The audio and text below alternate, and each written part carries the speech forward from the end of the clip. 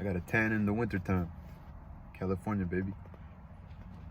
All right, chapter 14 of a prince's duties concerning the military. A prince must therefore have no other thought or objective, nor dedicate himself to any other art but that of war with its rules and discipline, because this is the only art suitable for a man who commands. It is such a powerful art that it will maintain the position of one who was born a prince, but it will also often raise mere private citizens to that rank. Princes who give more thought to luxury than to arms often lose their principality. In fact, the quickest way to lose a principality is to neglect the art of war, and the best way of acquiring one is to be a master in this art. Francesco Sforza, from being a private citizen, became Duke of Milan because he was armed, while the sons after him, shrinking from the hardships of military life, ended up as private citizens after having been dukes. Furthermore, being unarmed makes you, among other things, despised, which is one of the infamies from which a prince must shield himself. As I will discuss later, there is no comparison between an armed man and an unarmed man.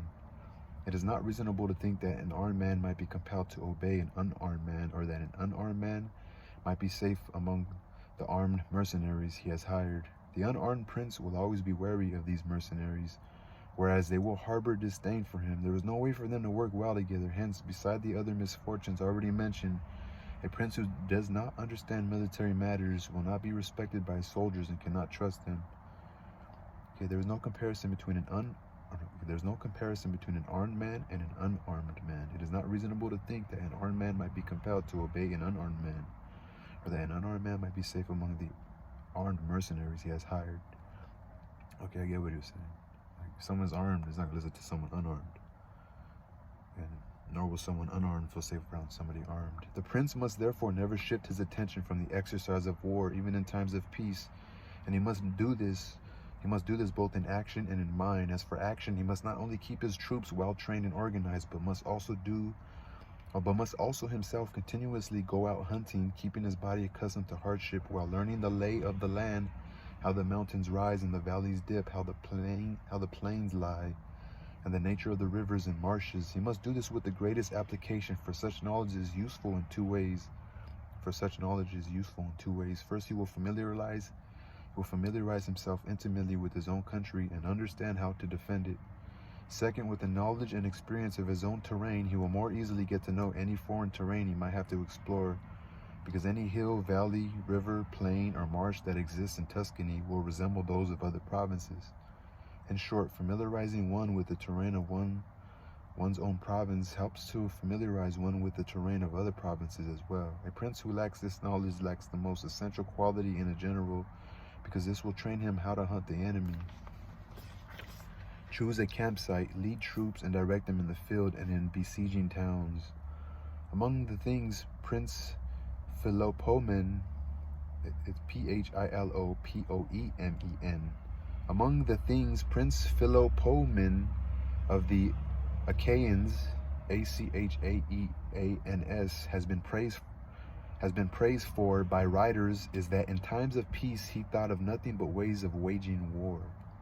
When he was out riding in the country with his friends, he often stopped and reasoned with them. If the enemy were up in those hills and we were here with our army, who would have the advantage? How could we attack without breaking formation? If we wanted to retreat, how would we do that? If they were to retreat, how would we pursue them? And as Prince Philopoemen and his companions rode on, he would lay out all the circumstances that could befall an army. So he said, if we wanted to retreat, how would we do that? If they were to retreat, how would we pursue them? If the enemy was up in those hills, how we were here with our army, so who would have the advantage? Okay, and as Prince and his companions rode on, he would lay out all the circumstances that would befall an army. He would listen to the opinions of the others and share his opinions with them, which he would back up with detailed explanation, his aim being that through continuous deliberations, nothing unforeseen for which he might have no remedy would ever occur in battle.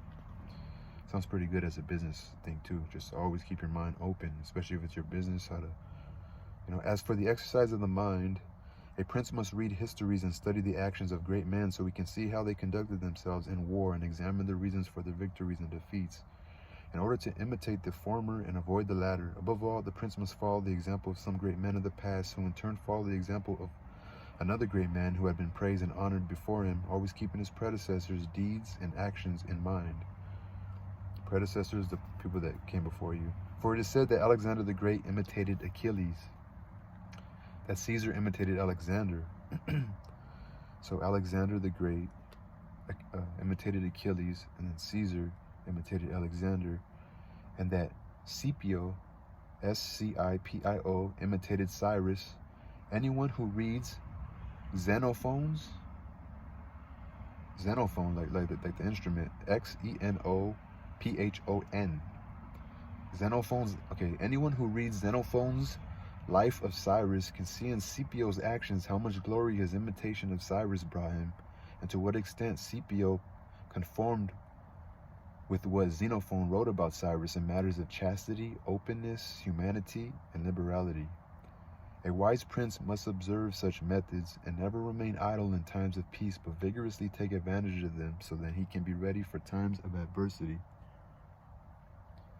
so that when fortune changes, she will find him prepared to resist her. All right, y'all, that was the end of that chapter. And that was of a prince's duties concerning the military. Peace.